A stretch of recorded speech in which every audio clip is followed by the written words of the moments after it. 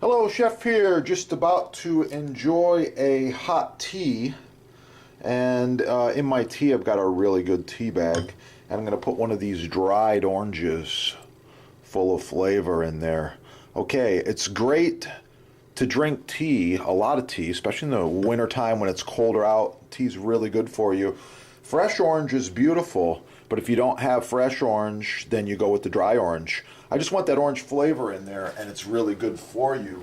Of course, I put honey in my tea, and I'm just going to brew this tea real quickly for you here, and just want to touch on some of these antioxidants and how beneficial they are. So if you know anything about tea, then you know it's just super good for you, and it's going to help clean out your system. I suggest you drink a minimum of 8 cups of tea a day, more if you like. Honey, I'm putting a teaspoon of honey in there, mix it up real nice. Okay, this is going to be refreshing.